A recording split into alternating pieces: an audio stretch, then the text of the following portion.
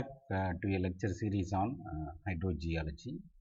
So, in this lecture, now we are going to discuss the title specific retention. And the topic of the discussion today is on specific retention.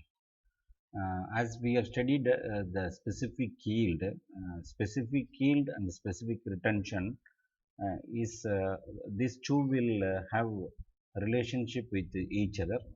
If yield is more, retention, I mean the amount of water retained back in the rock itself is less.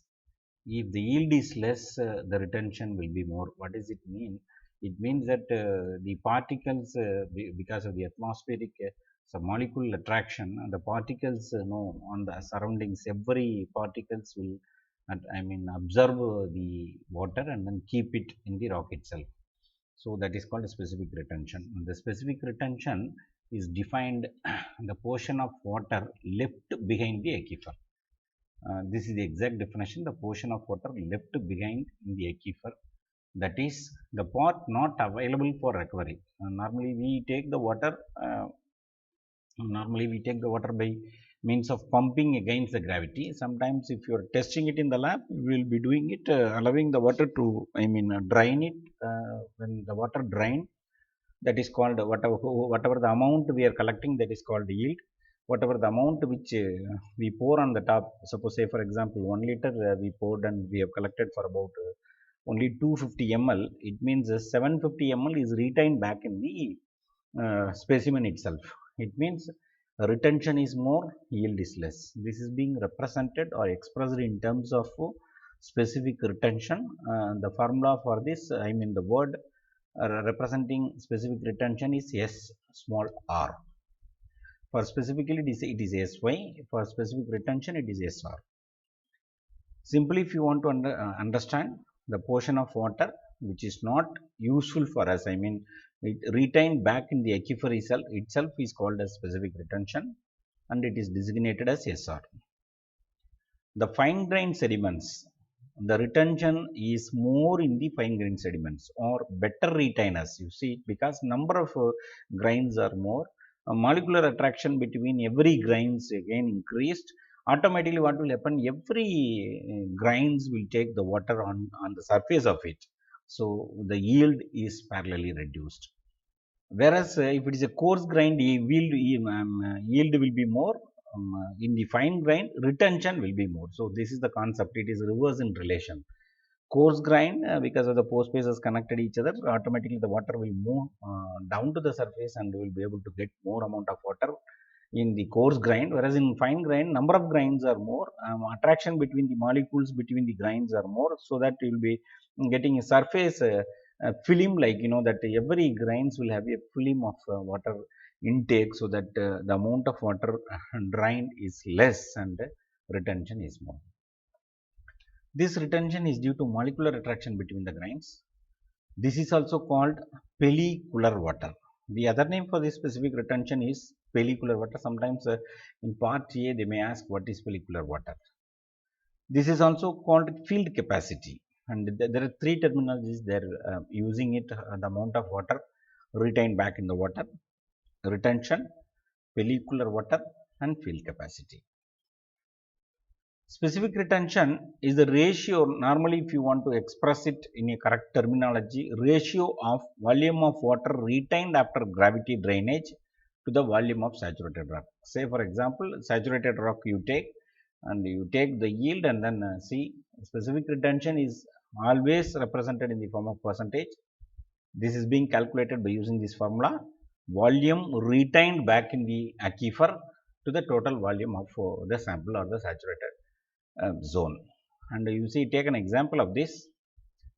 This is the cross section of the surface. On the surface, as we know that the water which moves from the top of it, this is called air and gravity water zone. Here partly air will be there, partly water will be there.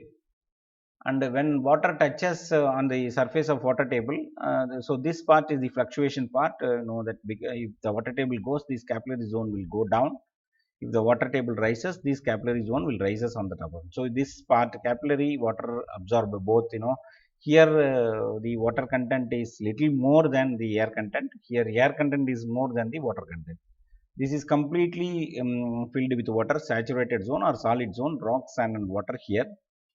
And this is being represented by Vs, this is being represented by Vc, capillary, and this is Vg, gravity. And Vg and Vc, we don't have full water column here. This is called Vp. It means pore spaces. Vp, volume of pore spaces. When you calculate, take these two together. V is the total volume of the area of investigation. So V is the total volume. Vp is the volume of pores, pores porosity. The field capacity, which is represented Vc by V. See, this is the example. Total V, suppose if we want to calculate, we have to take Vs plus Vp. So we have to take the saturated column plus unsaturated column. Vs plus Vp, if we add together, we will be able to get the total volume. In case if I am very particular about only the gravity and capillary zone, I could be able to assess with Vc plus Vg. If I add Vc plus Vg, I will be able to get Vp. And the specific retention is calculated Vc by V. Vc is the part of water, that is the capillary zone, the zone in between gravity and solids, over total volume. So these portions over total volume, the water retained back over here, and then Vg plus V, Vg plus V, Vg plus Vg over V is the specific yield, the amount of water drained from here. This is called specific yield. So this is referred from Manning 1996, the concept of understanding the specific retention by a graphical method. Specific retention is the opposite of specific yield, we can tell, right? This is opposite, as I said in the first slide itself. It is opposite in relation. If yield is more, retention is less. If retention is more, yield is less. Being the amount of pore water that does not drain readily under gravity is called as specific retention. The sum of specific yield plus specific retention is nothing but the porosity. The sum both together, if you add Sy plus Sr is equal to N. Sy plus Sr, which you can assess the amount of pore spaces, that is called neta. Example, a sandstone might have a specific yield of 20% and a specific retention of 6%. To the total open spaces are 26%. Similarly, for a shale might have a specific yield of 2% and a specific retention of 31%. In total, we will be getting 33% in a shale for the porosity. So this is specific yield, the amount of water drained and collected in a beaker. So this is the saturated, column of rock, and then you can find in between there is a water, and then if you allow the water to drain on its own by means of gravity, you collect the known water which is coming out here is called as a specific yield. If the water is not coming and then retained within the grains itself because of the molecular attraction, that is called specific retention. So water which is not available for us is retaining back in the rock is called as specific retention. Specific retention is always represented as in terms of percentage. Normally this is based on US geological study, and you see this is the examples that water you allow, take the water out and then see how much of water is retained back. Soil is 15% retention, clay is 48. That's why normally we use clay for the vegetation.